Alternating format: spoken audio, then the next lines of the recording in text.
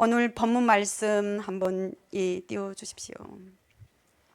본문 말씀 로마서 8장 35절부터 39절 말씀입니다. 우리 함께 합독하시겠습니다. 누가 우리를 그리스도의 사랑에서 끊으리요? 환난이나 공고나 박해나 기근이나 적신이나 위험이나 칼이랴. 기록된 바 우리가 정일주를 위하여 죽임을 당하게 되며 도살 당할 양같이 여김을 받았나이다 함과 같으니라. 그러나 이 모든 일에 우리를 사랑하시는 이로 말미암아 우리가 넉넉히 이기느니라.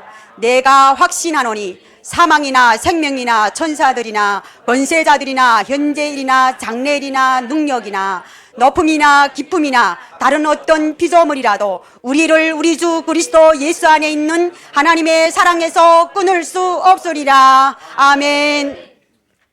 네, 안녕하세요. 저는 강명풍 기쁨교회 사모이며 전도사로 사역하고 있는 정예수도 사모입니다. 오늘 이 귀한 자리에 저를 불러주신 하나님 아버지께 먼저 감사와 찬송과 영광을 올려드립니다. 그리고 이 귀한 자리에 초대해 주신 예수도 기도운동본부 대표 목사님과 이용희 교수님과 여기에 앉으신 모든 분들께 진심으로 감사 인사 드립니다. 예, 감사합니다. 여러분, 저는 오늘 북한의 구루터기 성도의 가정에서 어떻게 하나님을 예배하며 살아왔으며, 그리고 하나님께서 저를 어떻게 여기 대한민국까지, 그리고 또 오늘 여기 예수도 기도운동 본부에까지 저를 인도하셨는지, 또 그리고 저를 그 가정 가운데 탈북해서 또 북한에서 자라면서 믿음의 자녀로 자랐고, 또 탈북 가정, 그리고 지금 현재까지 보호하시고 지켜주셨는지 그 하나님의 크시고도 놀라운 사랑을 우리 함께 나누려고 합니다. 이것은 저와 저희 외할아버지와 저희 엄마, 저희 가족 이야기면서도 지금도 북한의 지하교회 성도들, 그들의 목숨을 걸고 눈물로 예배하며 기도하며 사는 그런 우리의 형제 자매의 이야기입니다. 저는 태어날 때부터 북한에서 김일성 일가를 신처럼 섬기면서 교육받고 살아왔습니다. 북한에는 사회나 직장이나 학교나 어디든지 다 매일과 같이 김일성 일가를 찬송하고 그들을 신처럼 여기면서 거기에다가 그 앞에서 고개를 숙이고 이렇게 인사하고 다녔고, 그렇지 않으면 어떻게 되는가요? 사상 불순자, 반동 분자로 낙인 찍혀서 정치범 수용소로 감옥으로 가게 됩니다. 그러나 저희 외할아버지와 저희 엄마는 그러한 상황임에도 불구하고 목숨을 걸고 죽으면 죽으리다 라는 각오를 가지고 믿음 생활을 해왔습니다.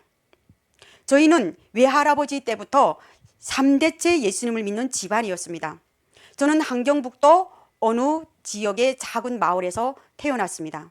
두만강을 사이에 두고 보이는 그런 곳이 바로 제가 태어났던 곳입니다. 늘 그곳은 국경경비대가 권총을 차고 또 총을 장탄하고 탈북민들을 또 이렇게 잡고 이렇게 하는 그런 경비대들이 밤낮 따로 없이 그들이 항상 수시로 감시하는 곳, 그것이 바로 국경 지역에서 제가 살았던 것입니다. 저는 어릴 때부터 이상하게도 북한의 김일성 일가의 사상과 그 이론이 저희 마음에 어릴 때부터 와닿지 않았습니다. 늘 마음에는 무언가 허전했습니다. 그리고 항상 무엇인가 보이지 않는 그런 갈망이 제 마음속에 있었던 것입니다. 왜냐하면 제가 어릴 때부터 저희 어머니로부터 예수님에 대해서 이야기를 자주 들었고, 그리고 외할아버지로부터도 제가 예수님에 대해서 들었기 때문입니다.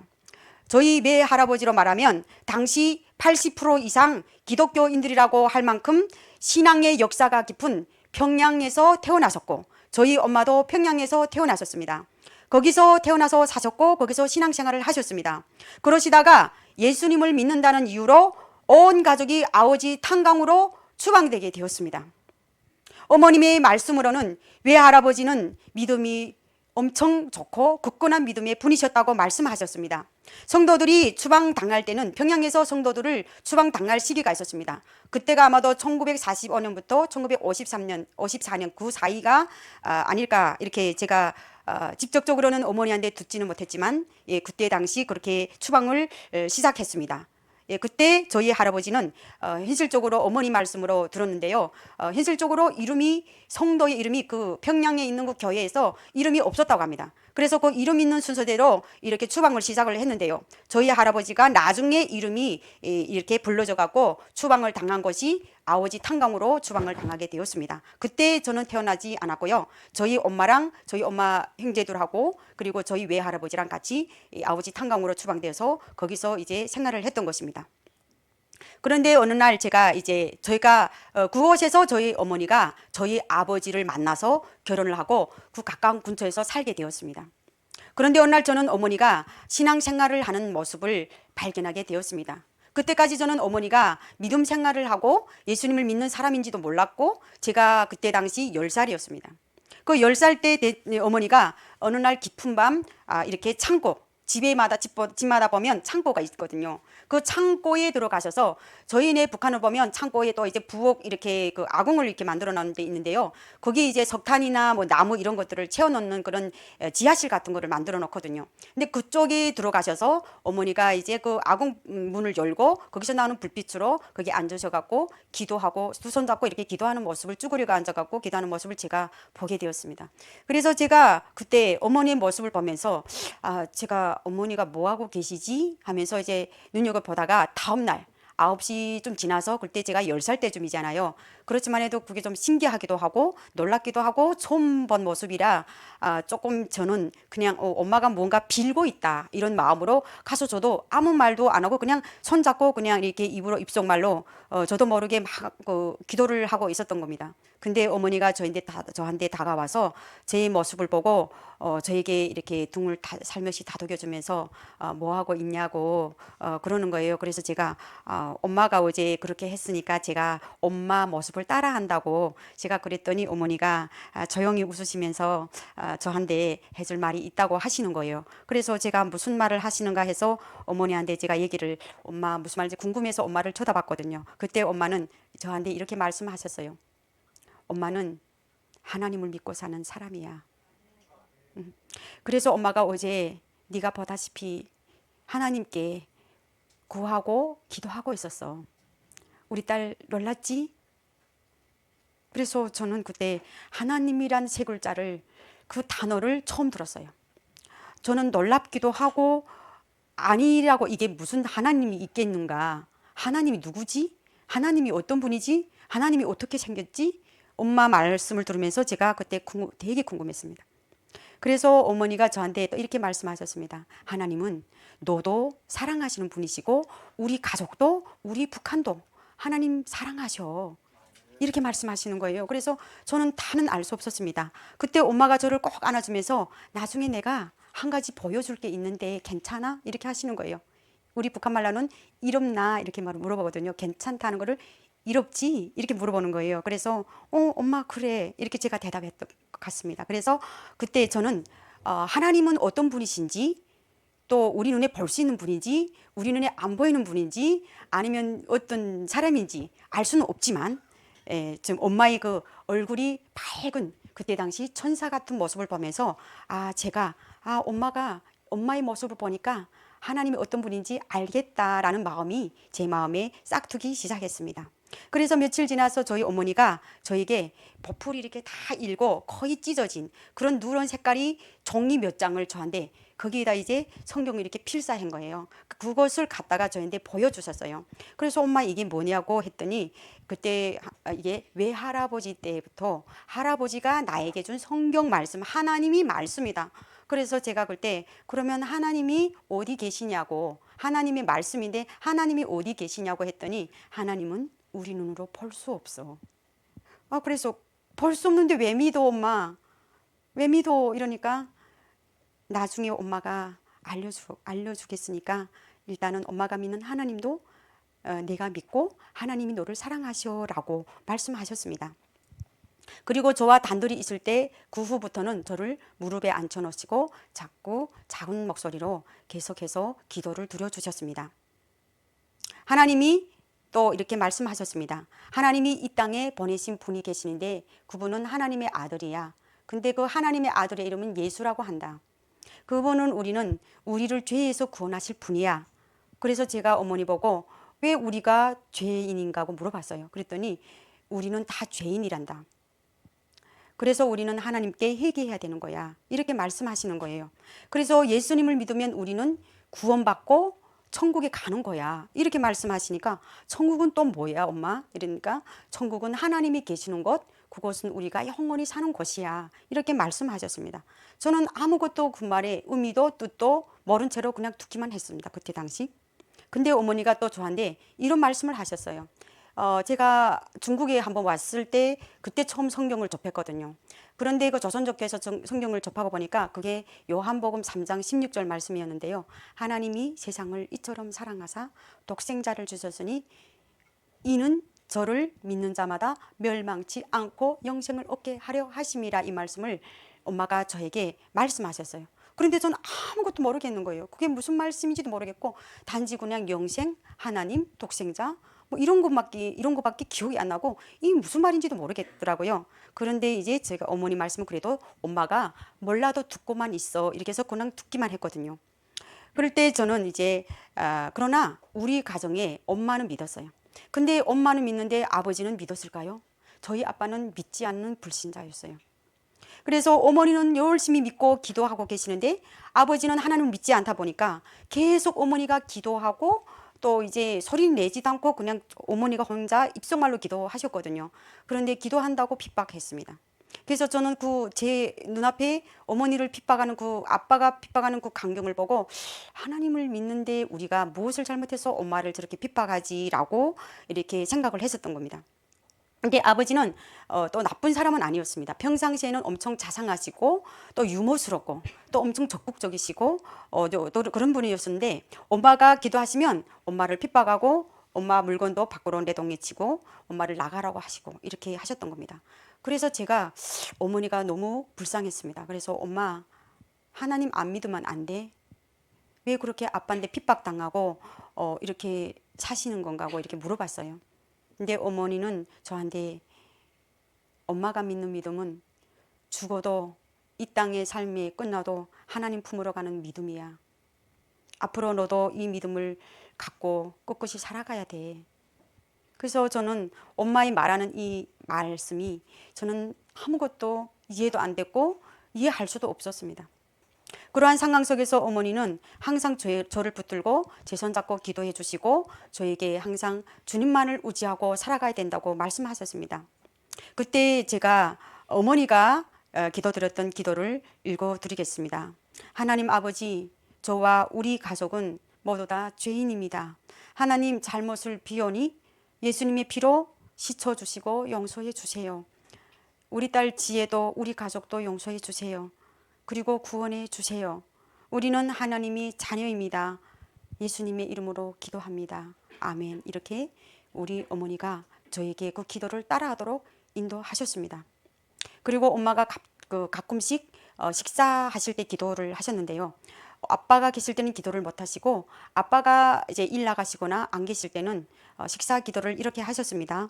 하늘에 계신 하나님 아버지, 오늘도 우리 아이들이 먹을 것을 주시고 먹을 식량을 주시니 감사하옵나이다. 예수님 이름으로 기도하옵나이다. 아멘. 이렇게 기도하셨습니다. 참 북한에 지하교회 성도들이 있다 이러면 북한에서 오신 분들도 믿지 못하는 분들이 많으시더라고요. 그럴 수밖에 없는 것입니다. 차라리 여기 계시는 한국 분들이 오히려 더 북한의 지하교회에 있다는 것을 더 많이 알고 계시더라고요. 그래서 저는 처음에 와서 쉽게 말할 수가 없었습니다. 제가 지하교회 성도라면 제가 버스먹이라도 뒤집어 버릴 수도 없고 누구한테 말할 수도 없고 말해도 믿기지도 않을 뿐더러 이분들이 제가 이 사실을 말한다는 자체가 우리가 북한에서 하나님을 믿는 사람 보지도 못했고 듣지도 못했다 이렇기 때문에 제가 말할 수가 없었습니다. 사실은. 그래서 계속 기도하고 주님 앞에 기도하고 하나님 이 사실을 어떻게 알려야 됩니까? 두렵고 떨렸습니다. 그래서 그렇지만 하나님께서 저를 처음 이렇게 간증 자리로 지금 여기까지 간증에 한 10번 정도 제가 섰는데요.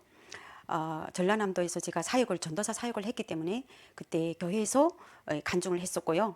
또 광신대에 다닐 때 제가 또 간증을 했었습니다.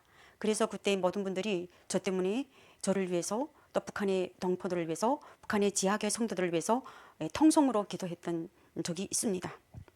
그러면 북한에서 드리는 예배는 어떤 예배였을까요? 우리처럼 이렇게 편안히 앉아서 그냥 하나님께 찬양하고 기도하고 이런 예배 아니었습니다. 예배 그 자체가 목숨을 걸고 드리는 예배였습니다. 제가 예배 드릴 때는 10살 때 엄마의 기도 모습 보고 발견한 그때부터 엄마가 저를 예배 자리로 인도했습니다. 예배 드리는 시간은 정해져 있지 않습니다. 여기처럼 뭐 수요일 몇 시 오고 뭐 주일날 몇 시 오고 이런 게 없습니다. 예배당도 없고 그냥 우리가 드리는 예배당은 창고 안이나 김치움 이런 데서 예배를 드렸습니다. 그래서 이제 상황에 따라서 어머니가 한 달에 한 번 정도는 무조건 예배 드리는 걸로 정해 놓았습니다. 그래서 이제 예배 인도는 항상 엄마가 하셨고, 먼저 이제 엄마가 우리에게 제가 이제 아빠가 안 믿잖아요, 저희 집에는. 그래서 저희 언니 그리고 저하고 남동생 지금 한국에 왔습니다. 그래서 남동생하고 3명이 이제 예수님을 믿는 그런 자녀로 지금 현재적으로는 그렇게 되었습니다. 그래서 그때 이제 먼저 장소를 알려주면 거기에 이제 모이거든요. 그러면 엄마가 간단히 기도를 드리고 하나님께 기도 드릴 때는 항상 지켜달라고, 우리 예배 시간도 하나님 임재하시는 이 시간 하나님께서 지켜달라고 이렇게 기도 드리고 시작을 했거든요. 그래서 그때는 어머니가 성경도 없고 하니까 성경 구절을 종이에다가 필사를 하셔갖고 암송하지 않으면 한두 구절을 많이도 쓰지 않으시고 필사를 하셔갖고, 그래서 이제 갖고 오셔갖고 저희에게 읽어주시고, 그 다음에 그 땅바닥에다가 나뭇가지로 그거를 어머니가 씁니다. 그 쓰고 그거를 우리가 그 글을 보면서 따라 쓰게 하셨습니다. 그리고 한 번씩 읽게 하고 간단하게 예배를 또 마무리 기도로 마치도록 이렇게 하고, 다음번 예배는 이 말씀 중에 기억나는 몇 단어라도 기억하고 있다가 얘기해 주라고 이렇게 예배를 드렸습니다. 저희 부엌 안에 이제 창고가 있잖아요. 근데 거기서 이제 저희네가 아까 말씀드렸다시피 이제 거기서 저희네가 예배를 드렸습니다. 그 안에 밑에 이렇게 들어가면 이렇게 넓거든요. 밑에 석탄이나 나무를 채우려고 땅을 깊이 파고 거기다가 위에는 이렇게 철판으로 이렇게 철판으로 이렇게 지붕처럼 덮고 들어가면 바닥인데 바닥이 보이지 그게 음이 안 보이거든요. 그쪽에 들어가면 위에 이렇게 철판으로 깎고 그 위에다가 이렇게 땅을 이렇게 흙을 이렇게 덮다 보니까 그 철판으로 깔은 그 밑에 지하실 같은 게 안 보이거든요. 그러면 부엌 아궁으로 내려가는 그거를 사닥다리 타고 내려가면 거기서 이제 아궁불에서 나오는 그 불빛으로 이제 모여 앉아갖고 그 초나 등잔을 켜자고 해도 돈으로 사야 되기 때문에 등잔이나 초는 밥 먹을 때만 쓰고, 그 다음에 그 불빛으로 인해서 이제 엄마가 보면서 읽으면 우리가 따라 읽고 이렇게 예배를 드렸습니다. 예배는 주로 또 어떤 날에 드렸는가요? 어떤 날에 드렸을까요? 저희 아빠가 안 믿기 때문에 어떤 명절이나 쉬는 날에 술을 많이 드셔요. 그래서 술 많이 드시면 아빠는 꼭 잠을 자시더라고요. 그래서 아빠가 술 많이 드시고 뭐 3시간, 4시간 잠들면 엄마가 그때 저에게 빨리 모여라고 이렇게 하셔갖고 기도드리고 예배를 시작하고 예배를 마쳤습니다. 그리고 이제 엄마가 주로 드렸던 기도가 또 있는데요. 제가 읽어드리겠습니다. 하나님, 북한의 우상을 태워주소서. 통일을 원하옵나이다. 천지의 주제이신 하나님 아버지, 속히 통일을 이루어 주소서. 이 땅의 지하교회 신도들을 지켜 보살펴 주시옵소서. 우리 아이들을 지켜 주시옵소서. 이 땅을 버리지 마시옵소서. 주의 정연히 간구에 기도에 귀를 기울여 주시옵소서. 이렇게 기도하셨습니다. 그리고 그 기도문을 땅바닥에 또 나뭇가지로 쓰시고 따라 읽게 하셨습니다. 예배 드릴 때는 어머니와 제와 둘이서 예배 드릴 때도 있고, 그리고 저희 언니와 남동생 같이 예배 드릴 때도 있었습니다. 그 중에서 제가 제일 어머니가 불쌍해서 어머니를 적극적으로 도와서 예배를 같이 드리고 기도했던 것 같습니다. 예배 시간은 보통 짧으면 7분부터 8분 정도, 어머니가 기도 드리고 그 말씀 읽고 이 나뭇가지로 쓰고, 그리고 그거를 왜 땅바닥에 쓰냐면 글 쓴 거 그 종이는 바로 어머니가 어디 숨기든지 꼼쳐 넣습니다. 그리고 그 땅바닥에 썼는데 혹시 무슨 일이라도 생기면은 그 땅바닥에 있는 거를 발로 이렇게 민들면은 그 글이 다 지워주거든요. 그렇게 해서 그 말씀에 종이에 남기면은 그 가정에 그런 이제 정치범 청소로 가거나 이런 위험한 상황이기 때문에 그렇게 어머니가 지혜롭게 하시더라고요. 그래서 그때 제가 그렇게 어머니 예배를 드리는 모습 제가 보면서 자라왔습니다. 그런데 저희네가 기도 드리고 난 후에는 엄마가 항상 한 말씀이 있습니다. 하나님이 우리를 지켜주시니까 두려워하지 말라. 보호하시고 계신다. 하나님은 눈에 보이지 않지만 그분은 지금도 우리와 지금 함께 계신다. 그러니까 절대 두려워하지 말라. 우리가 오늘 죽으면 어디로 간다고? 천국으로 간다. 그러니까 절대 두려워하지 말라. 이렇게 말씀하시고 위험할 땐 지혜야. 위험할 땐 꼭 기도해야 돼. 이렇게 말씀하시고 절대로 말하지 말아야 돼. 말하지 말아야 돼. 이거는 우리가 나가서 예수님을 믿는 집안의 자녀다. 우리가 믿는 자녀다. 이런 말을 하지 말라. 이 말이었습니다.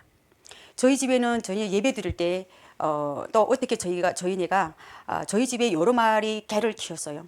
그럴 때 예배 드릴 때 밖에 인기척이나 뭐 어떤 사람이 대문 앞에 와서 있으면 저희네가 이렇게 대문이 있거든요. 그 대문 열어야만 사람이 들어올 수 있는. 그래서 그 대문 앞에다가 개를 항상 이렇게 목사소를 해서 이렇게 놓고 있거든요. 근데 그 개가 많이 짖으면은 엄청 큰 소리로 막 짖고 막 그러려면 저희네가 예배 드리다가도 갑자기 멈추고 일단은 흩어져야 됩니다. 그래서 그럴 때는 저희네가 진짜 긴장해갖고 막 두렵고 떨리고 온몸이 막 떨릴 때도 있었습니다. 저는 그때 나이가 어렸기 때문에 엄마 따라 예배 드린다고 하나님이 지켜주신다고 하지만 저희 어린 마음에는 너무나도 두렵고 떨렸습니다. 그때. 그래서 이제 한 번씩 그런 일을 당하고 되면 이렇게 엄마 꼭 이렇게 우리가 해야 되나 이런 마음으로 계속 엄마를 좀 너무 가끔씩 싫어질 때가 있었던 것 같습니다. 그래서 그러나 우리 어머니는 항상 천사 같은 얼굴로 눈빛으로 저를 보면서 하나님을 사랑하는 마음으로 항상 저를 사랑하게 되었습니다. 그때부터 어머니가 믿는 하나님이 저에게는 나의 하나님이 되었고 하나님을 사랑하는 마음을 제가 조금씩 마음에서 싹두기 시작했습니다. 예배를 한 3개월 정도 드리고 엄마가 제 손잡고 기도해주고 하니까 한 3개월이 있으니까 제 마음에 예수님이 어떤 분이시고 그분을 정말 내가 사랑해야 되겠구나. 그분이 어떤 분이신지 알고 싶구나. 이런 궁금증으로 인해서 제 마음이 그분을 사랑하는 마음이 제 마음에서 조금씩 싹 트더라고요. 예, 그래서 그때부터 제가 저희 아빠가 저희 엄마를 너무나도 핍박하니까 저희 아빠가 너무 미웠어요. 너무 미우니까 아빠가 들어와서 저를 이쁘다 해도 보지도 않았어요. 제가 너무 힘들고 마음이 힘드니까. 그런데도 아빠는 저를 너무 예뻐하더라고요. 그런데 어느 날 주님을 사랑하는 마음이 조금씩 마음에 싹 트면서 제 마음이 변했더라고요. 그렇게 엄마를 핍박하고 엄마를 못 살게 굴던 아빠가 그렇게 이쁠 수가 없는 거예요.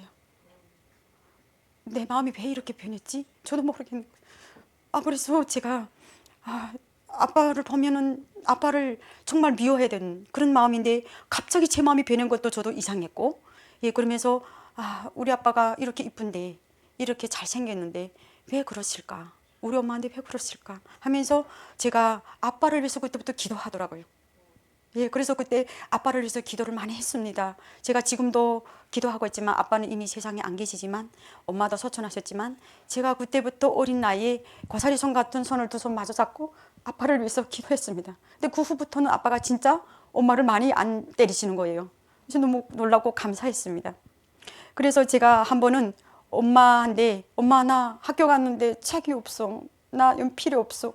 나 사줘. 이렇게 때려 쓰던 그것이 엄마는 너무 미안했던 엄마 나 미안해 하고 제가 엄마한테 손잡고 말하더라고요. 그래서 그때 제가 아마도 주님이 내 마음에서 하나님에 대해서 알게 하시고 제 마음에서 주님이 그 사랑을 제가 회개하고 그런 마음을 주셨던 것 같습니다. 예, 그래서 제가 어머니를 더욱 사랑하게 됐고 하나님을 더욱 사랑하게 되고 아빠가 마음이 조금씩 변하니까 아빠가 엄마를 그렇게 때리던 그런 모습이 점점 조금씩 없어졌습니다. 그렇게 밉던 아빠가 너무 이뻐 보였습니다. 그래서 또 어머니가 또 한 번은 저에게 이렇게 성경에 대해서 가르쳐줘 좀 잘한 다음에 가르쳐준 말씀이 있습니다. 저에게 제일 많이 가르쳐준 이 말씀인데요. 그것이 바로 제가 중국에 와서 보니까 십계명이었어요. 어머니는 사람이면 어느 누구라도 하나님께서 주신 복된 생명의 말씀을 잘 알고 잘 지켜 그리고 믿음으로 순종하고 그 말씀대로 살아야 된다고 말씀하셨습니다. 그런데 제가 그것을 왜 십계명이라고 생각했는가 하면요. 그때는 십계명인지도 모르고 어머니 말씀을 계속 들었는데요. 그때 말씀이 중국에 와서 어떤 조선족 교회에 가서 예배 생활을 하게 됐습니다. 근데 거기 교회에서 성경책을 저한테 주었거든요. 그래서 성경책을 받고 그 책을 펼쳐보니까 거기 있는 말씀이 십계명 말씀이었습니다. 그래서 그때 제가 어머니가 저한테 그 말씀을 가르쳐준 말씀을 곰곰이 생각하면서 적었습니다. 하나님 외에는 다른 신은 절대로 없다. 우상 숭배하지 말라. 김씨 집안은 신이 아니다. 귀신에게 절하지 말라. 부모를 존경하고 남의 것을 욕심내지 말라. 도둑질하지 말라. 살인하지 말라. 간음하지 말라. 이런 말씀을 너무 자주 하셨어요. 그래서 학교에서 친구애가 작은 연필 꽁다리 줘도 제가 엄마 말씀 때문에 주는 것도 못 받아왔습니다. 도둑놈으로 몰릴까봐. 예, 그랬던 제가 이제 중국으로 와서 이렇게 믿음 생활을 하게 되었습니다. 엄마는 특별히 거기서 이제 주의를 꼭 지켜야 하는데 못 지키는 것 때문에 항상 하나님께 회개하고 산다고 말씀하셨습니다. 그리고 마음껏 예배하는 날을 고대하며 우리 함께 기도하자라고 말씀하셨습니다. 저는 하나님에 대해서 그리고 하나님의 말씀에 대해서 그때부터 더 깊이 간절히 사모했습니다. 그리고 점점 커가면서 저는 갈등과 번민 속에서 제가 어떻게 하나님을 잘 믿어야 될지, 그 하나님을 알자면 어떻게 알아야 될지가 엄청 고민이 많았습니다. 저희 외할아버지가 1년에 한두 번씩 저희 집에 왔었습니다. 그때 외할아버지가 입으셨던 옷차림은 옛날 그 저고리를 입으셨고, 때로는 이렇게 지색이나 검정색 나는 잠바 같은 옷을 입으셨고, 바지는 항상 검정색으로 착용하고 오셨고, 그리고 이제 겨울에 왔을 때는 항상 검정 외투, 긴 두루마기 같은 검정 외투를 입고 다녔습니다. 그리고 외할아버지가 한번 저희가 갖고 다니는 성경을 봤는데요. 한글과 한문이 섞여서 이제 세로글로 이렇게 적혀져 있는 그 성경이었는데요. 거의 이게 뜯어지고 누렇게 이제 달아지고 이런 성경인데요. 그 성경을 너무나도 소중하셔서 이제 비닐 이런 방막에 쌓아갖고 항상 이 허리춤에 이렇게 메고 헝겊에 싸서 메고 다니셨습니다. 그러다가 들키면은 맞아 죽거나 정치범 수용소에 끌려가는 시대였지만 외할아버지 모습은 항상 우연해 보였었고, 제가 봤던 외할아버지는 목사님 모습이었습니다. 외할아버지는 어디로 가셨다 어디로 오는지 저희는 알려주지 않으니까 몰랐습니다. 그러나 1년에 한 번, 두 번은 저희 집에 오셨습니다. 그리고 아빠가 일 나가시면 그 아빠가 계시던 방에 들어가셔서 조용히 앉아서 묵상으로 기도하시는 모습을 제가 발견하게 되었습니다. 예, 그래서 저는 외할아버지의 믿음도 참 굳건한 믿음이시고, 저희 엄마도 하나님께서 지켜주시는 하나님의 딸이고 하나님의 자녀임을 저는 자라면서 많이 느끼고 마음으로 심장으로 느끼며 살았습니다. 북한의 고난의 행군에 대해서 말씀드리겠습니다. 북한은 1995년도부터 고난의 행군이 시작되었습니다. 그때 많은 북한 주민들이 많이 굶어 죽었습니다. 그리고 길거리에는 먹을 것이 없어서 헤매는 사람들이 많았는데요. 특히 어르신들과 어린이들이 제일 많았습니다. 어린아이들은 어떻게 생계를 유지할 수 없는 아이들이고, 어르신들은 이런 벌 수도 없고 어디 가서 무엇을 나무리도 캐올 수 있는 이런 힘이 없지 않습니까? 그러니까 집 밖으로, 집에 먹을 것이 없으니까 집 밖으로 나가셔가고 길로 헤매고 또 기차역이나 버스역이나 공공장소에 가서 이렇게 누워 계십니다. 그러면 거기 누워 계시다가 어느 날 갑자기 이렇게 돌아가십니다. 그러면 그 분들이 시체가 이렇게 막 널려 있잖아요. 그러면은 그 북한에 기동 청년 기동대라고 있습니다. 규찰대라고, 그런 분들이 와서 이렇게 그 마뚜리 이런 데다가 이렇게 그 시체들을 날라서 어디론가 가서 다 버리고 이렇게 했다고 합니다. 근데 저는 그분들을 그 기차역에서나 공공장소에서 돌아가신 분들을 많이 목격했습니다. 저희 집도 그러면 저희 집은 뭐 달랐을까요? 물론 너무 우리보다 없는 분들도 많으셨지만 저희 집도 예가 아니었습니다. 아버지는 그동안 병들어 누우셨고 비가 새는 지붕 밑에서 저희네는 항상 엄마는 하나님께 기도를 드리면서 우리를 도와달라고 저는 기도를 했습니다. 갑자기 배급이 멈췄고 식량난으로 많은 사람들이 아우성을 쳤고 집집마다 아사 사건이 벌어졌습니다. 그럼에도 불구하고 저희 엄마는 항상 믿음을 굳건히 지킨다고 기도하고 또 기도했습니다. 그때 어머니가 시편 23편 말씀하셨습니다. 여호와는 나의 목자시니 내가 부족함이 없으리로다. 아멘. 이렇게 항상 이 말씀을 찬송처럼 외우시곤 했습니다. 그 외에도 시편 말씀, 어머니가 자주 말씀하셨던 말씀이 제가 기억나서 적었습니다. 시편 73편 23절, 내가 항상 주와 함께하니 주께서 내 오른손을 붙드셨나이다. 주의 교훈으로 나를 인도하시고 후에는 영광으로 나를 영접하시리니 라고 어머니가 저에게 자주 말씀을 반복해서 하셨던 말씀입니다. 여기 말씀들은 거의 고난 중에 다윗이 기도와 맞먹습니다. 여기 말씀들을 읽으면서 우리 어머니가 버텨왔던 그 믿음은 우리 대식구를 먹여 살리시다 보니까 많은 고난과 고생과 어려움 속에서 드렸던 기도입니다. 저는 엄마의 신앙을 보면서 점점 자라면서 진짜 믿음은 행복이 아니구나, 잘 사는 게 아니고 뭔가 부자가 되는 게 아니구나, 하나님이 하늘과 땅을 지으셨으면 우리를 먹여 살려야 되겠는데, 우리가 행복해야 되겠는데, 우리가 부자야 되겠는데 왜 우리는 이렇게 못 살고 어려운지, 이런 것들 때문에 제가 많이 번민했던 것 같습니다. 어린 나이에도. 그런데 어머니의 믿음을 보면서 저희 가정의 삶을 보면서 그렇게 부르짖고 기도했지만 저희 가정은 이렇게 하루 세 끼 먹기가 힘들게 살아왔습니다.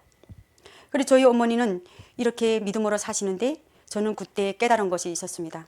아, 믿음이란 거는 고난 속에서, 역경 속에서 사는 것이 믿음이구나. 저는 그 어린 나이에도 그런 마음을 가졌습니다. 그런데 어머니가 저에게, 제가 그 의미심장한 말로 계속 물어보면 어머니가, 우리가 믿는 믿음은 그 어떤 행복이나 그 어떤 잘 삶에 있는 것이 아니라 우리가 믿는 믿음은 고난이야. 고난 속에서 우리가 하나님을 더욱 붙들고 나아가는 것이 우리의 신앙이야 라고 말씀하시고, 기도로서 이겨내자. 우리나라가 통일되면 그때는 마음껏 하나님께 예배드리며 나아갈 수 있어 라고 말씀하셨습니다. 근데 그럴 때마다 제 마음속에 속삭이는 말씀이 있었습니다. 사랑하는 내 딸아, 사랑하는 내 딸아, 내가 너를 사랑한다. 제 마음속에 그런 속삭임이 저를 울렸습니다. 그것이 바로 하나님께서, 내 마음에 계시는 성령님이 저를 울려주셨던 것입니다. 저는 그때는 그 마음의 속삭임이 어디서 들려오고 그 속삭임이 왜 나한테 자꾸 들려지는지 몰랐던 것입니다. 그런데 중국에 와서 제가 성령님께서 내 마음에 계셔서 그렇게 하셨구나 라는 것을 깨닫게 되었습니다. 우리 또 그러면 예배 드리다가 들킨 적은 없을까요? 예배 드리다가 들키지는 않았지만 들킬 뻔한 여러 사례가 있습니다. 한 번은 저희가 집 창고 안에 가서 예배 드리고 방 안으로 들어온 지 한 10분 정도 되는데 갑자기 밖에서 저희 집에 키우는 개들이 막 소리치며 컹컹 소리치며 짖는 것이었습니다. 그래서 저희 집에 있는 오빠가 나가서 누군가 봤더니 한 보이부 여원이 이게 사복을 입고 이렇게 저희 집 문 앞에, 대문 앞에 개가 짖으니까 멋대로 거기 서 계셨던 것입니다. 거기 서 있는 것이요. 그래서 저희 오빠가 달려 들어와서 아빠, 엄마, 저기 보이부 사람 왔어 이렇게 얘기하는 거예요. 그래서 저희는 심장이 덜컹하고 참 놀랬지만 다행히도 예배를 마친 뒤여서 조금은 안심이 되었습니다. 그래서 아빠가 들어오라고 해. 그래서 오빠가 나가서 데리고 들어왔는데요. 무슨 일인가 하고 아빠가 물어봤습니다. 그러니까 아빠가 물어보니까 그 사람이 여기 요즘 개들이 많이 이루어진다고 하는데 혹시 그런 일에 대해서 알고 있냐고 물어보는 거예요. 그래서 아빠는 그런 일은 없으니까 우리 집에 오지 마 이렇게 얘기했는데요. 사실은 저희 아빠는 많은 사람들을 위해서, 사고 나고 어려움 있는 사람들을 위해서 피도 많이 뽑아주고 정말 그런 사람들을 위해서 좋은 일을 많이 하셨습니다. 그러다 보니까 동네에서는 저희 아빠를 동네 유지라는 그런 유지 그 정도로 존중했습니다. 예, 그런데 이분들이 와서, 이 사람들이 와서 저희 아빠에게 함부로 못합니다. 그래서 저희 아빠가 한마디 했더니 알겠습니다 하고 나갔습니다. 그래서 저희는 다행히도 이렇게 그 당시를 모면하게 되었는데요. 그러나 우리는 항상 긴장을 놓치지 않고 기도하고 또 기도했습니다. 그때 저희 어머니 모습을 제가 바라봤던 기억이 있는데요. 저희 어머니는 담담하셨습니다. 아무 걱정 없고 모습은 편안했습니다. 그래서 그 모습을 보면서 제가 둘둘 떨고 있었는데요. 저희 어머니 모습을 보면서 아무 걱정 없고 아무 두려움이 없더라고요. 그래서 저희 엄마 믿음을 보면서 저는 항상 나는 엄마처럼 하나님을 믿을래라는 그런 마음도 그때 생겼습니다. 그래서 또 한 번은 우리 그 고난의 행군 시기에 잡혀간 사람들이 있습니다. 그러면 이 사람들이 어떻게 잡혀갔을까요? 저는 그때까지 우리 주변에 하나님을 믿는 신도들이 있는 줄을 몰랐습니다. 저희 엄마도 몰랐고 다 몰랐습니다. 왜냐하면 그거를 말하면 그 다음날에는 이 집은 다 이렇게 폐쇄되는 거거든요. 그러다 보니까 누구도 우리가 믿는다고 해도 그 믿는 티를 안 내고 믿어도 그것을 우리가 속이고 숨기고 살아야 되는 그런 이제 나라지 않아요. 그래서 저희네가 철저하게 그거를 지키고 살았는데요. 2015년 고난의 행군이 시작되면서 하나님을 믿는다는 이유로 잡혀간 사람들이 나타나기 시작했습니다. 고난의 행군 시기에는 저는 하나님을 믿는 사람들이 저희 주변에 또 있었다는 것을 알게 될 때 참 많이 놀랍기도 했고, 하나님이 정말 계시는구나, 그런 마음을 그때 가지게 되었습니다. 한밤중에 버이브에서 어떤 집, 저희 근처에 있는 집 여러 집이 어느 밤중에 아침에 일어나 보니까 그 문 이제 X자로 이렇게 하고 그 집 식구들을 다 트럭에 태우고 어디론가 쉬러 갔다고 소문이 돌더라고요. 그래서 나중에 또 들어보니까 들리는 입소문으로는 그 사람들이 하나님을 믿는 사람들이고 이 한국의 라디오 국동 방송을 듣고 믿음 생활을 하던 사람들이었다라는 소문이 들렸습니다. 그래서 저희 살던 데는 아오지 그 탄강 있는 그 근처잖아요. 그때 할아버지가 추방당할 당시에는 함경북도 쪽이가 거의 추방당하는, 여기로 말하면은 정배지 같은 그런 곳이었거든요. 근데 그러면 그쪽에 저희 할아버지만 그때 추방을 당하셨을까요? 예수님을 믿는다는 이유로 아마도 많이 그곳에 오셔서 살고 계셨을 것이라고 저는 믿어 의심치 않습니다. 그런데 그 고난의 행군 시기에 실제로 우리 눈앞에서 이런 믿는 사람들을 저희 눈앞에서 저 집도 믿었다고 이렇게 할 정도로 믿는 사람들이 막 속출되기 시작했습니다. 주변 사람들은 뭐라고 했는지 그때 옆에 믿지 않는 사람들은 이렇게 말했습니다. 먹고 살기도 힘들고 당장 굶어 죽겠는데 하나님 믿어서 뭐하냐, 그러면서 해를 쫓아차고 비방했습니다. 그러나 동네에서 서로가 그때 서로를 경계했고, 어떤 집이 또 믿는 집안의 사람인지 모르지 않습니까? 그러니까 서로를 경계하고 길로 지나갈 때도 서로가 경계하며 지나가고 스쳐 지나갔습니다. 그러나 저희 엄마는 항상 변치 않는 모습으로, 항상 의연한 모습으로, 항상 담담한 모습으로 기도하셨습니다. 먼저 고난과 순교의 길을 가신 신도님들을 위해서 우리 엄마가 제 손잡고 저희 언니 손잡고 기도하자고, 합심해서 기도하자고 하셨습니다.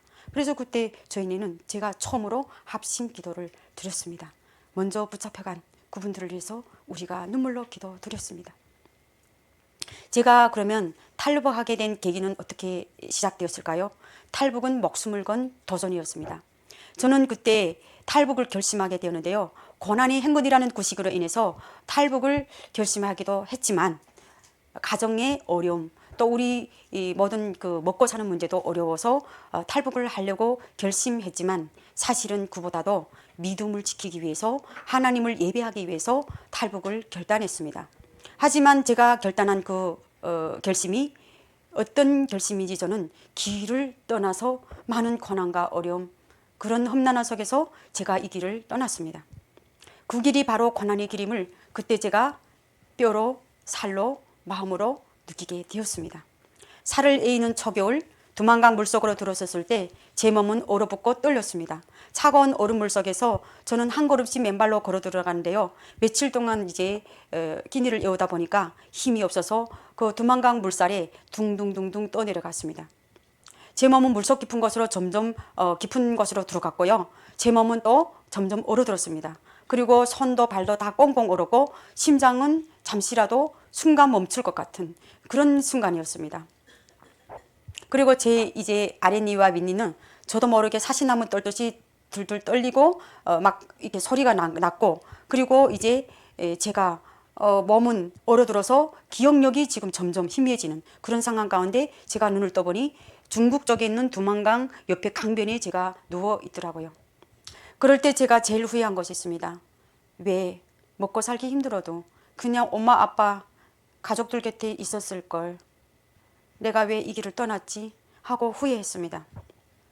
그래서 거기서 이제는 죽었구나, 나는 죽겠구나 하고 몸을 꼼짝달싹 움직일 수도 없었습니다. 그 물이 물속에 들어왔다 나오니까 거기 이제 누운 채로 보니까 제 옷이 다 지금 얼어들기 시작하고 제가 몸이 움직이지 않고 눈만 뜨고 정신만 지금 가물가물하고 있는 상황이었습니다.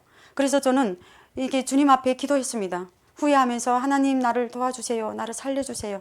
그때 제 나이는 23살이었습니다. 제가 중국 쪽에 있는 그 변방 있는 그 강둑에 누워서 죽어가고 있었습니다. 요즘 꼼짝 못하고 죽었구나 하고, 하나님 저한테 왜 이러세요?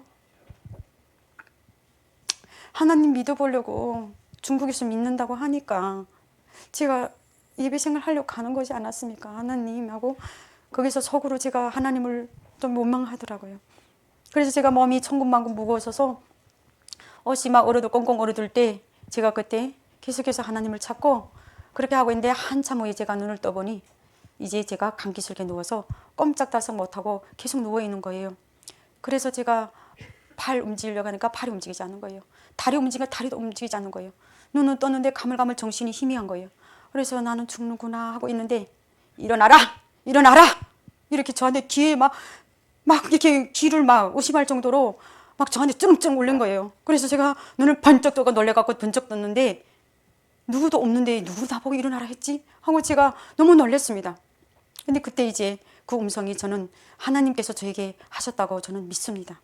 그래서 저는 비몽사몽 정신을 차리고 기적처럼 저는 거기서 일어나라고 안간힘을 쓰니까 제 몸이 조금씩 녹아들기 시작했습니다. 그래서 제 손과 발이 조금씩 움직이니까 거기서 몸을 움직이고 걸어갈 수 있었습니다. 할렐루야, 아멘.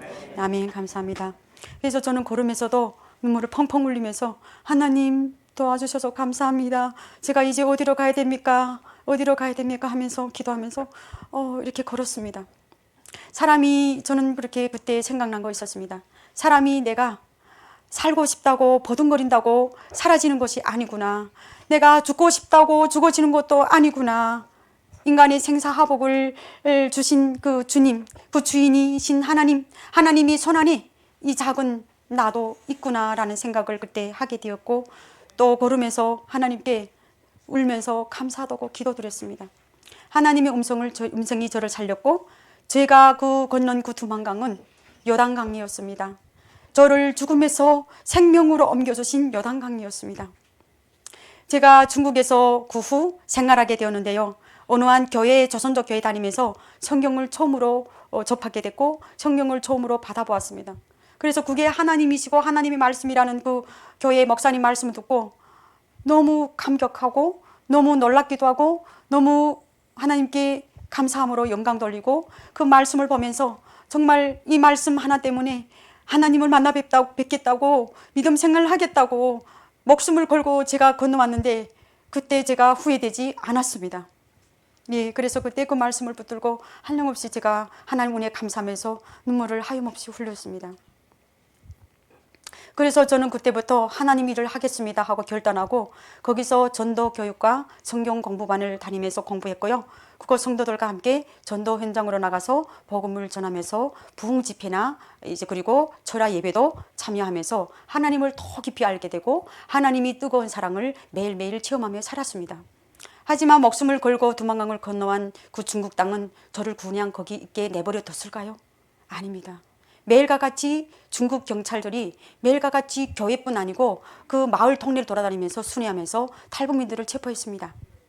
그래서 저는 그곳에서도 하나님을 의지하고 살지만 거기서도 저는 안전한 것이 아니라는 것을 깨닫게 되었을 때 저는 다시 하나님께 기도했습니다. 하나님 저를 인도해 주십시오. 하나님 뜻이 어디 있습니까? 그렇게 기도했는데 하나님께서 저를 이렇게 한국으로 인도하셨습니다. 그래서 저희 팀이 5명이 이렇게 거기서 떠나게 되었는데요. 그때 떠난 팀이 중국 내몽골 변방 철조망 있는 데까지 갔습니다. 그래서 브로커가 거기 가서 그 철조망을 3개 넘으면 그러면은 내몽골 변방에 들어가면 너희들이 살 수 있다. 그래서 하나님께 부르짖고 기도하면서 변방 철조망까지 도착했는데 그 철조망은 한 3m 정도 됐거든요. 그런데 거기를 지금 저희네가 배낭을 메고 이렇게 5명이 지금 올라가고 있는데 밑에서 대낮같이 불이 확 켜주는 거예요. 그 봤는데 차들이 거기 국경 경비대원들이 10몇 명이 저희를 손들라고 움직이지 말라고 소리치면서 저희를 체포한 거예요. 그래서 정말 오매불망 하나님을 믿고 하나님이 주시는 그 안전한 대한민국으로 오려고 했던 그 꿈이 순간에 무너졌습니다. 거기서 주님 왜 이러십니까 하고 또 주님 앞에 기도했습니다. 그래서 저희는 국고 경비대에 있는 그 변방 감옥에 끌려가서 갇히게 되었습니다. 그때. 그래서 하나님 저를 북한으로 보내시는 건가요? 하나님 뜻이 북한에 있었을까요? 이렇게 기도를 했습니다. 그런데 하나님께서는 제가 감옥에 갇혔어도 하나님께서는 저와 함께 하심을 체험하게 하시고 경험하게 하셨습니다. 그 감옥은 어평 남짓한 그런 공간에 탈북민들이 100명 정도 거기 안에 잡혀 있었습니다. 그것에서도 저는 절대로 포기할 수 없는 것이 오직 저희 엄마였을까요? 저희 아빠였을까요? 저희 언니였을까요? 이웃집 어떤 분을 제가 의지했을까요? 아닙니다. 그곳에서도 저는 하나님께 부르짖었습니다. 제가 체포됐는데 이 많은 탈북민들이 거기 있어서 제가 너무 마음이 아팠습니다. 그분들을 위해서 제가 기도할 수밖에 없었습니다. 그래서 그분들을 위해서 저는 기도하기 시작했습니다. 모든 거 다 내려놓고 죽으면 죽으리다 기도했습니다.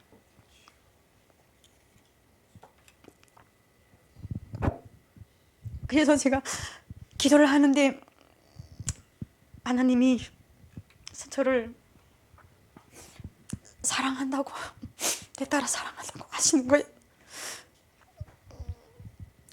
북한에서 저에게 내 딸을 사랑한다고 속삭임이 또 들렸습니다.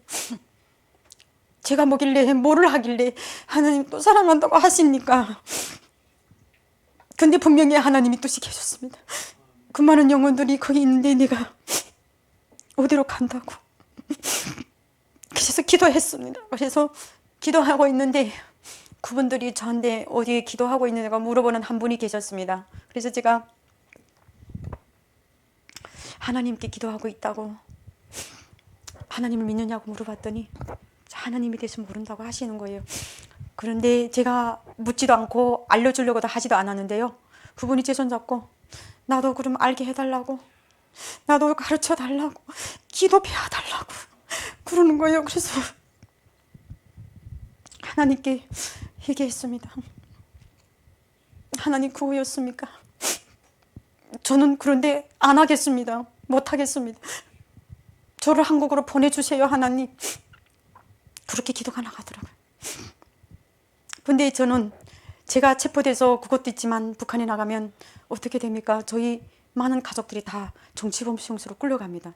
한국형은 무조건 정치범 수용소입니다. 그래서 북한에 있는 그 가족들 때문에 제가 막 죽고 싶었습니다. 사실은 제 때문에 왜 한포승줄에 끌려서 정치범 수용소로 가야 됩니까 하나님 하고, 그때는 제가 막 도와달라고 기도가 하염없이 나왔습니다. 울면서. 그런데 한 사람 한 사람씩 저희한테 기도 받으러, 영접 기도 받으러 오시는 거예요.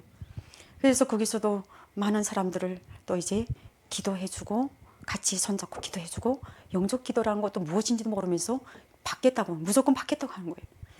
그래서 그분들을 위해서 기도하고 제가 영접 기도도 드려줬습니다. 그래서 제가 거기서 영접 기도를 드려주고 또 주님을 위해서, 주님의 그분들을 위해서 주님 앞으로 인도하고 기도할 때 이제 한 달 후에 이제 제가 중국에 있는 단동으로 제가 북송이 됐습니다. 저희 거기 한 100명이 있었는데요. 차례차례 이렇게 나가다 보니까 한 버스에 한 30명 정도가 탔거든요. 그래서 30명 정도가 타서 이제 국경경비대까지 단동까지 가는데요. 거기서 이제 또 한 조사를 받고 또 우리 몸에 뭐가 있는가 또 이제 수색을 받고, 그리고 1시간 정도 있다가 이제 북한 신의주 보위부로 저희를 옮겼습니다. 그래서 제가 가고 싶은 곳이 아닌 북한으로 결국은 가게 되었습니다. 그래서 신의주 보위부에 가서 하나님 우리 집은 어떻게 합니까? 우리 가족은 어떻게 합니까? 하나님 나는 어떻게 해야 됩니까? 나 죽여달라고 막 기도 나가고 금식하며 기도했습니다. 거기서는 또 밥을 안 먹으면 밥을 안 먹는다고 또 억지로 막 먹으라고 난립니다. 감옥에서 밥 안 먹으면 단식을 한다고, 무조건 단식을 한다고 밥을 먹게, 옆에 사람을 시켜서 밥을 먹게 합니다. 근데 저는 지혜롭게 단식을 하면서 옆에서 쓰러져가는 영양실조 걸린 아이한테 제 밥을 주면서 일주일간을 금식하면서 조사받을 때 나갔습니다. 하나님 도와주세요. 하나님 하셔야 됩니다. 하나님 살아 역사심을 알게 해주세요 하고 제가 기도했더니 하나님께서 기적적으로 도와주셨습니다. 제가 조사받으러 나갔는데요, 제가 마주 앉은 사람이 조사관이 저보고 이렇게 저처럼 이렇게 종이장을 10몇 장을 썼습니다. 그런데 앞장에다가 제가 내몽골 변방에서 이렇게 중국 어디서 살다가 언제 중국으로 탈북했고, 중국에서 북한에서 중국으로 탈북했고, 그 상황을 한 10몇 페이지를 썼습니다. 썼는데 첫 장에 내몽골 변방에서 체포됐다라는 것을 제가 썼거든요. 그런데 그분이 야 너가 어디를 가다가 체포됐냐 이렇게 물어보는 거예요. 근데 제 머릿속에 계속 그냥 침묵하라는 거예요. 그래서 제가 어떻게 침묵 안 하고 말도 안 하고 가만히 있었는데 그냥 그분이 저한테 또 물어보는 거예요. 너 어디 가다 체포됐어? 그러면서 종이를 들고 제가 그때까지 좀 생각을 못하고 있었는데 이렇게 종이를 들고 아무리 봐도 네가 어디 가다 잡힌지 모르겠다 이렇게 하시는 거예요. 그래서 제가 거기서 번쩍 정신이 드는 게 있었어요. 아, 내가 한국으로 간다고 썼던 그 종이가 없어졌구나. 예, 그래서 제가 너무 놀랍기도 하고 막 숨이 막 안 나오고 너무 충격 먹었거든요. 그래서 근데 제가 이게 하나님이 하셨다. 그때 그 마음이 확 오는 거예요. 그래서 제가 뭐라고 말할까 하는데 그냥 제 입에서 생각도 없던 일하러 가다가 붙들렸다 이렇게 말이 저도 생각할 줄 없이 입에서 그 말이 툭 튀어나간 거예요. 그러니까 그 사람이 저한테 내가 일하러 갔다 붙들렸다고? 그러면 내가 여기 올 사람이 아니야 하면서 그 제 서류를 일반으로 옮겨놓은 거예요. 아멘, 할렐루야, 아멘. 예. 그래서 제가 거기서 속으로 할렐루야, 할렐루야, 하나님 감사합니다, 감사 막 웃으면 안 되잖아요. 그래 막 속으로 막 눈 감고 막 하나님께 막 감사 인사를 드리고 감사 기도를 드렸습니다. 그러니까 빨리 들어가. 그러더니 이제 한 5분인가 10분 있다가 저를 보따리 싸들고 나오라는 거예요. 그래 나가니까 옆에 일반 감옥으로 옮겨놓는 거예요. 그래서 제가 너무 하나님께 감사드리고 하나님 살아 역사하십니다 하고 막 기도드리고 막 너무 좋았습니다. 그래서 그때 제가 마음에 그 자신감이 생겼습니다. 아, 하나님이 진짜 있구나. 하나님 진짜 살아 계시는구나. 그래서 자신감이 생겨갖고 무섭지 않은 거예요. 나 여기 죽어도 하나님 나라 가는데 아무 무섭지 않은 거예요. 그러니까 그다음부터 하나님께 막 불평하고 힘들었던 그런 것들을 하나하나 하나님께 회개하고 기도했습니다. 그래서 이제 제가 그 보이브에서 이렇게 와갖고 제가 살던 곳에 또 옮겨져 갖고 거기서 3년이라는 일반 3년이라는 감옥형을 받고 함경북도 해령군 정거리 수용소로 제가 가게 되었습니다. 그래서 감옥에서 6개월 동안을 제가 이제 그 구류소에서 6개월 동안을 그 제가 진술하고 거기서 그 조사를 받는 기간 빼고 2년 반을 그 정거리 교화소에 갔습니다. 그리고 그 정거리 교화소는 어떤 것일까요? 그 교화소로 이제 갔던 그것은 지옥과 같은 그런 것이고 들어가는 입구부터 시작해서 사는 바가지 걸처럼 이렇게 생겼는데요. 들어가는 입구부터 시작해서 경비국 군인들이 손에 총을 장탄하고 거기서 버텨서고 있습니다. 그래서 그 문을 통과해서 들어가면 이렇게 쭉 그 골짜기로 들어가게 되는데요. 그 골짜기를 들어가면서 거기는 이제 그 산 주변에 보니까 철조망으로 이렇게 다 전기를 투입하고 도망을 치지 못하게 이렇게 해놨던 그런 골짜기였습니다. 그런데 거기는 제가 들어가 보니 북한에서 일반 범죄를 지은 사람들과 중국에 탈북했다가 체포돼서 나온 그런 사람들이 죄인으로 그곳으로 왔는데요. 신기하게도 거기는 거의 10,000명 가까운 사람들이 있었어요. 여성 감방이 따로 있었고 남성 감방이 따로 있었습니다. 여성 감방에 제가 거기 들어가서 봤을 때 한 5,000명 정도, 그리고 남성들이 한 4,500, 한 5,000명 정도 이렇게 거기서 고용노동을 하고 있었습니다. 그리고 이제 거기 가보니까 당장 이제 교화소 감옥 안에 들어가니까 영양실조 걸려서 누워있는 사람들이 엄청 많았어요. 그 사람들은 오늘 죽어도 그냥 짐승처럼 그 산에 갖다 버리고 그냥 바로 불태워 버립니다.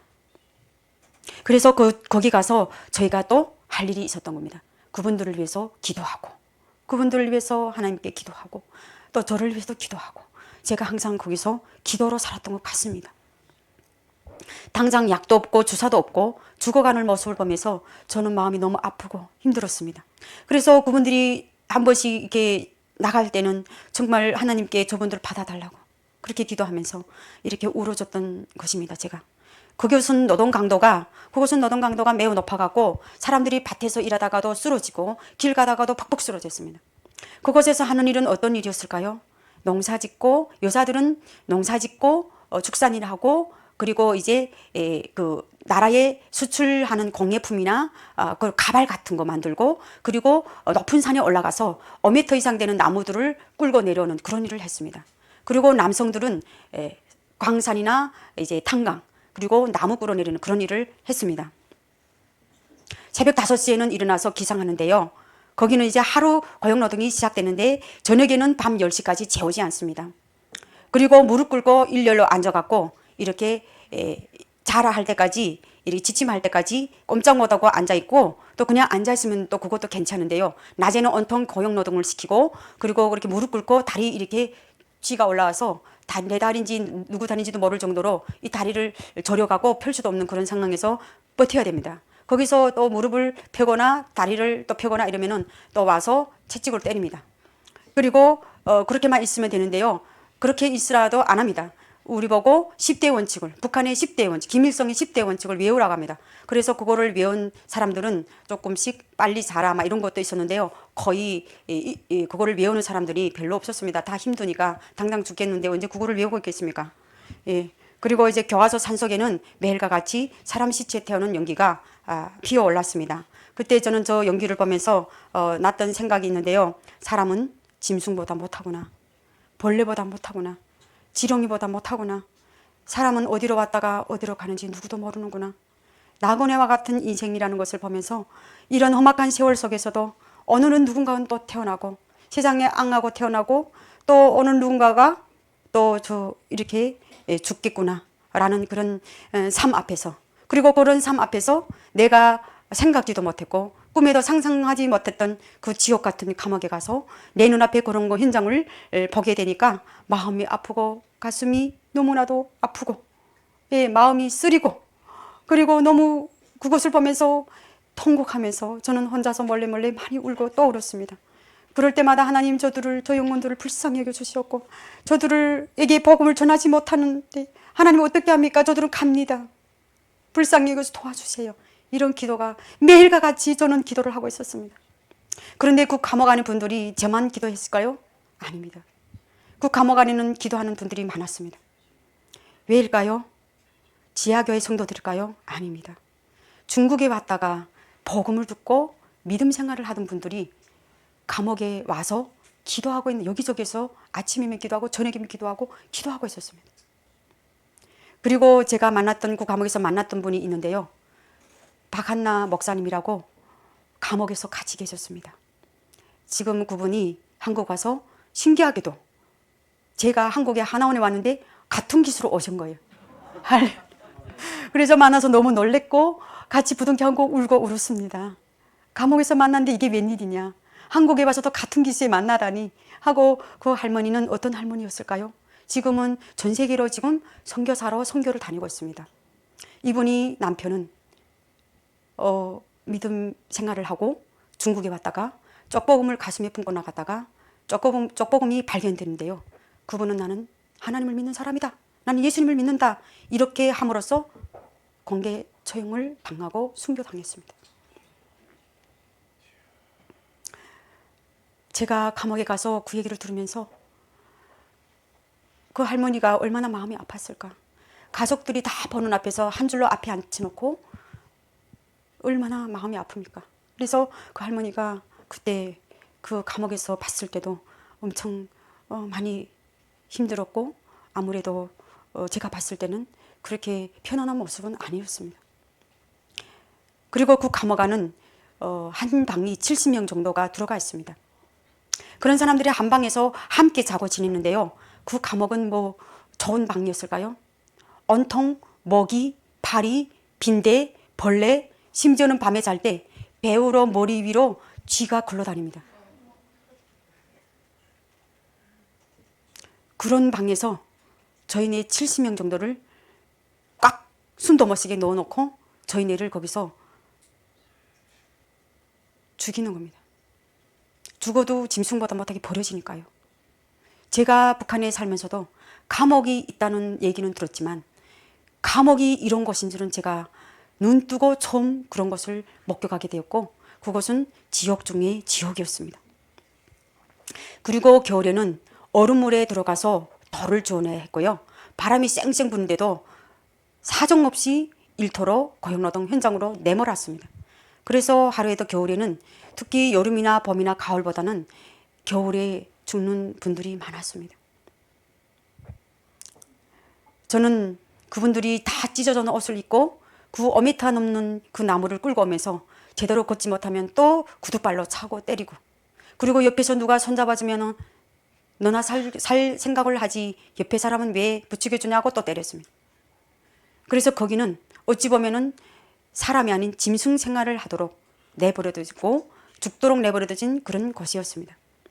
교화소에서 감옥 생활은 평생 동안, 지금도 그렇지만 앞으로도 제가 잊을래야 잊을 수 없는 그런 지옥 같은 지옥이었습니다. 하지만 그곳에서 저는 하나님께 기도하고 저를 죽도록 내버려두지 말라고 하나님께 기도했습니다. 그래서 하나님께서는 제가 면회도 오지도 않는데도 불구하고 저를 먹여 살리셨습니다. 어떻게 살렸을까요? 옆에 면회를 자주 오는 분들 있잖아요. 그분들이 음식을 그분들을 통해서 저에게 날라다 주셨습니다. 떡, 사탕, 과자, 밥동이 이런 것들을 면회 오는 분들이 갖다 들어오면은 저한테 신기하게도 저한테 먹으라고 주더라고요. 꼼쳤다가 이렇게 품 안에 꼼쳤다가 저한테 먹으라고 주더라고요. 그래서 저는 엘리야를 까마귀 통해서 하나님께서 먹여주셨지 않습니까?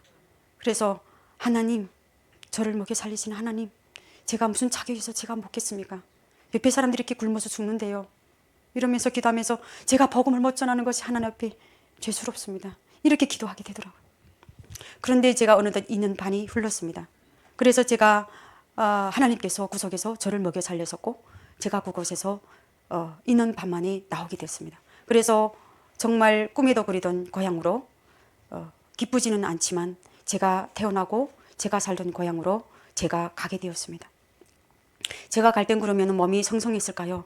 제 몸은 다 병들었고 그리고 저는 뼈밖에 안 남고 제 몸은 42kg 정도 그런 몸에서 바람 불면 넘어지고 이런 몸으로 해서 제가 발에도 이제 동상이 걸려갖고 퉁퉁 부은 발을 끌고 집으로 갔습니다.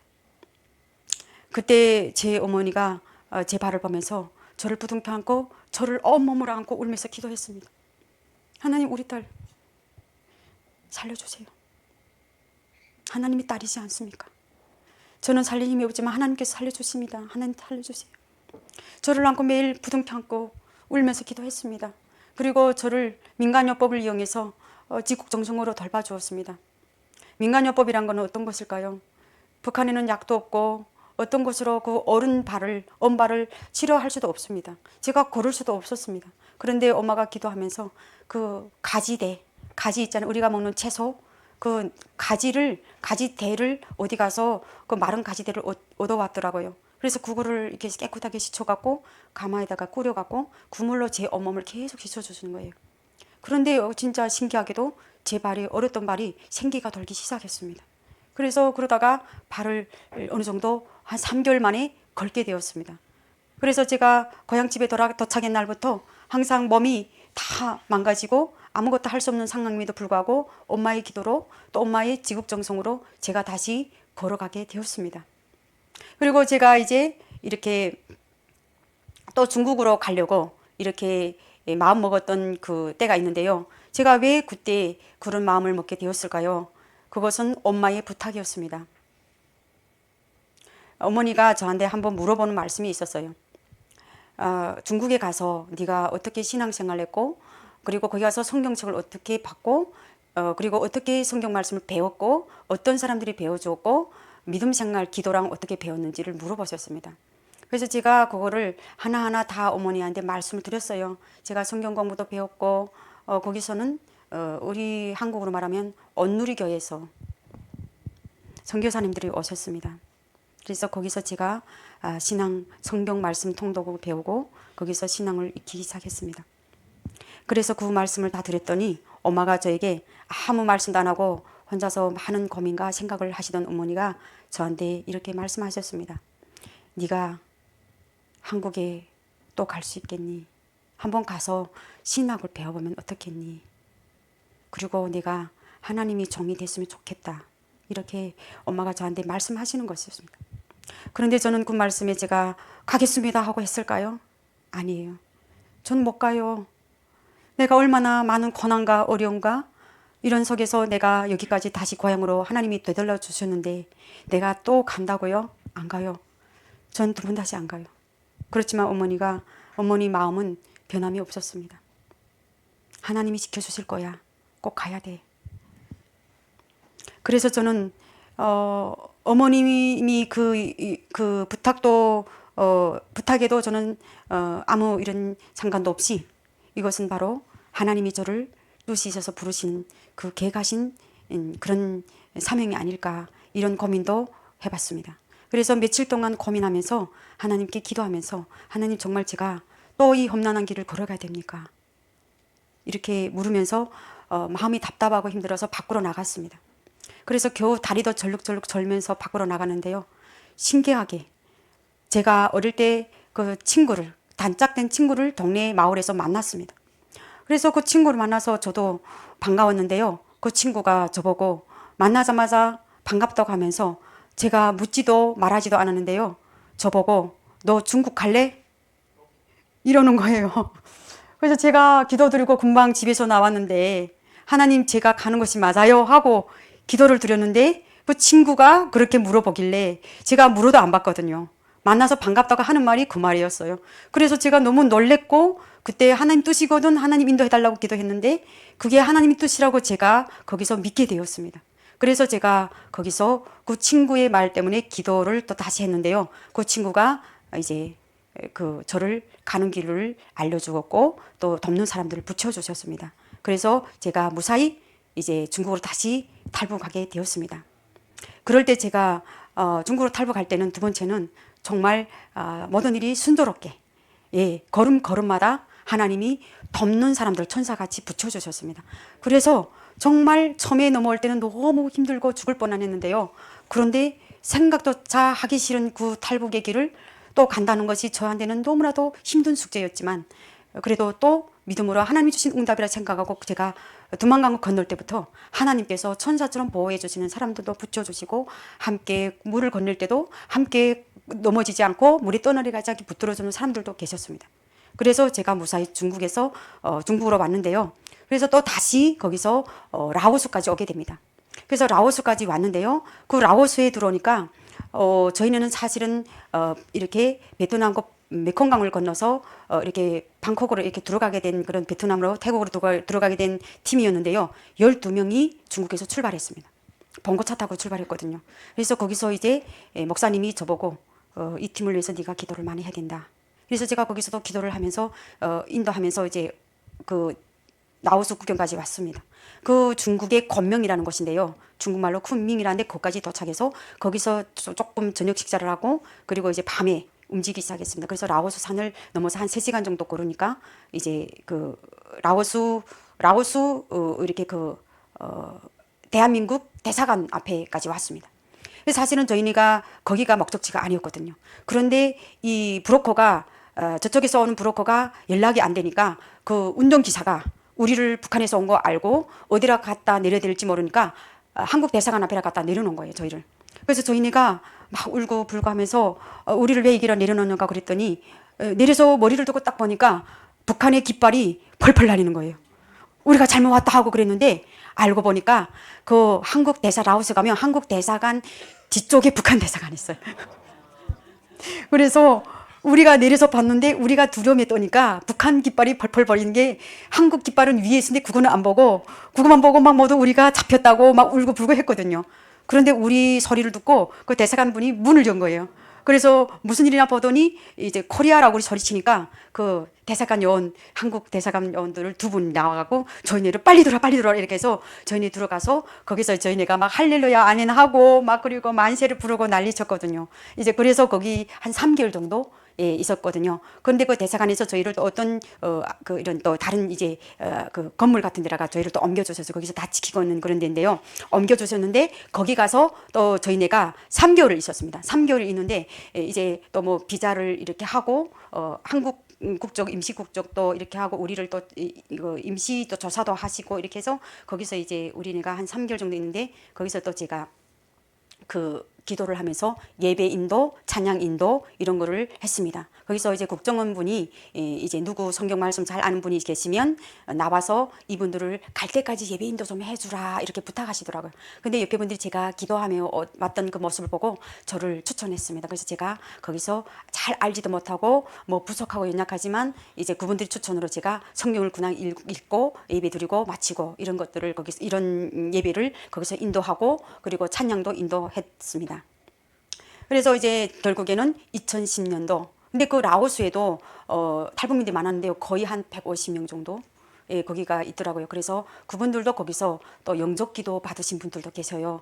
그분들은 하나님에 대해서 알지 못하지만 제가 예배 인도하는 모습을 보고 와서 저보고 하나님이 어떤 분이신가 그리고 예수님이 어떤 분이신가 우리가 어떻게 기도해야 되는지를 궁금하다고 물어보는 것이었어요. 그래서 제가 그런 부분들을 제가 이제 배운 것만큼 또 가르쳐주고 그렇게 지냈습니다. 그러다가 2010년 드디어 방콕을 거쳐서 대한민국에 입국하게 되었습니다.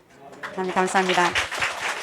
예, 감사합니다. 예, 제가 한 번만 물 먹고 먹여 좀 죄송합니다.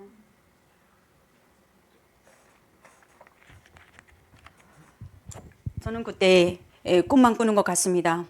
인천공항을 내릴 때 정말 이게 하늘나라 아닌가, 너무 꿈 같아갖고 이렇게 밝고 환한 이 밤에 내리는데요. 불빛이 반짝반짝하고 너무 여기가 꿈나라고 여기가 하늘나라다 하고 막 할렐루야 아멘을 엄청 불렀던 것 같습니다. 그리고 이제 또 하나님께 감사 기도를 드리고 또 하나님께서 지켜주셨고 저를 인도하심에 또 항상 마음을 믿음을 잃지 않고 살게노라고 하나님께 기도드렸습니다. 지금도 저는 생명의 위협 속에서도 하나님을 간절히 찾으며 예배했던 저희 엄마를 생각하면 마음이 아프고 뭉클해집니다.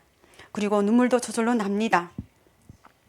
저는 이 좋은 한국에 와서 마음껏 찬양하며 예배드리며 기도하고 맛있는 것도 많이 먹고 있는데 저희 엄마도 여기 와서 이쁜 옷도 입고 함께 손잡고 교회당에 가서 예배드리고 찬양하고 기도하고 하나님께 영광 돌리고 맛있는 것도 먹으러도 다니고 놀러도 다니고 이렇게 했으면 얼마나 좋을까 하면서 엄마한테 제가 효도하지 못한 것 때문에 지금도 죄스럽습니다. 엄마는 지금 아무 걱정 없이 천국에 가셨습니다. 그리고 이 땅에 있는 저를 위해서 어머니는 지금도 천국에서 기도하고 계실 겁니다. 외할아버지와 엄마가 당한 고난, 어려움 이런 모든 눈물의 기도가 저를 부족하고 연약하고 힘도 없고 아무 백도 없고 아무 능력도 없는 저를 여기까지 저희 엄마와 저희 할아버지 눈물의 기도로 왔음을 하나님께 고백합니다. 저는 하나원에서도 기독교 총무로 섬겼습니다. 900명 가까이 되는 탈북민들을 위해서 예배와 찬양 성경 말씀 예배전 인도를 했습니다. 그 후 저는 전라남도 목포로 배정을 받고 그쪽으로 갔습니다. 하나원 수료 때 제가 이렇게 제비뽑기를 했는데요. 전라남도 목포로 제가 제비뽑기가 뽑혀갖고 갔습니다. 저는 서울에 남고 싶었지만 그렇게 제 마음과 뜻대로 안 되었던 것입니다. 그리고 저는 해남제일교회에서 성도로 섬기면서 집사 때 하나님의 부르심의 그 뜻을 따라서 때가 되어서 광주에 있는 광신대학교 신학과 학부 4년 과정을 마치고 대학원 석사 과정을 다니다가 저희 목사님을 만나서 결혼하고 서울로 올라왔습니다. 그리고 지금은 강명풍기분교회 사모로 전도사로 섬기고 있습니다. 이와 같이 사랑과 은혜가 풍성하신 하나님은 고난 속에서도 저를 불꽃 같은 눈동자로 지켜주셔서 예수 그리스도의 복음의 증인으로 오늘날 여기까지 세워주셨고 앞으로도 세워주실 것입니다. 언젠간 저 북한 땅에서도 모든 사람들이 신앙의 자유를 누리면서 자유롭게 예배드릴 날이 올 것입니다. 그날 저는 다시 그 땅에 들어가 기도하며 예배하며 하나님의 복음을 전할 것입니다. 그리고 그때 저희 엄마와 저희 할아버지 또 저희 가족들이 예배하며 기도하며 눈물로 씨앗을 뿌렸던 그 자리에서 예배할 것입니다. 사랑하는 여기 앉은 모든 분들, 지금 이 순간에도 저 어둠의 북한 땅에는 하나님을 간절히 찾으면서 기도하는 믿음의 자녀들이 있습니다. 지금 북한의 지하교회에서는 신문지로 불빛을 가리우고 하나님 말씀을 볼 수 없어서 아궁 앞에서 불빛으로 하나님 말씀을 읽으면서 땅바닥에 써가면서 기도드리고 예배하는 지하교회 성도들이 있습니다. 이 시간에도 눈물로 예배드리는 이들을 위해서 기도해 주십시오. 많은 사람들이 하나님이 없는 저것을 저주받은 것이라고 생각하고 있고 말하고 있지만 그렇지 않습니다. 우리 한 민족, 한반도의 모든 민족은 하나님께서 택하신 민족입니다. 여기 북한 땅에도 하나님의 백성들이 있다는 것을 오늘도 그 눈물로써 죽으면 죽으리라 죽음을 내대고 목숨을 내대고 기도하는 하나님의 자녀들이 있다는 것을 기억하십시오. 그들이 붙드는 건 우리가 매일 읽는 성경 한 구절, 우리가 너무나도 쉽게 기도하는 그 기도입니다. 하나님은 저 우상으로 죄악으로 가득 찬 그 어둠의 땅에서도 저희 외할아버지와 저희 엄마, 저희 가족도 지켜주셨고, 수많은 사람들이 순교의 피를 흘리면서 정치범성소로 끌려가지만 하나님께서 믿음의 불꽃을 지켜주시고 보호하시고 계십니다.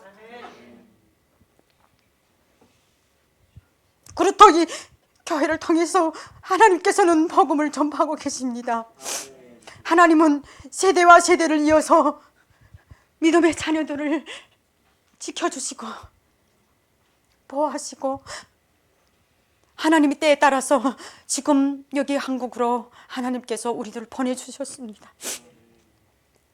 앞으로 저희들은, 그리고 저는 하나님께서 주신 주의 종의 사명을 맡은 자로서 그 사명을 붙들고 앞으로도 저는 저희 목사님과 함께 남북이 하나 되는 그 통일을 위해서, 복음 통일을 위해서 준비하며 나아갈 것입니다.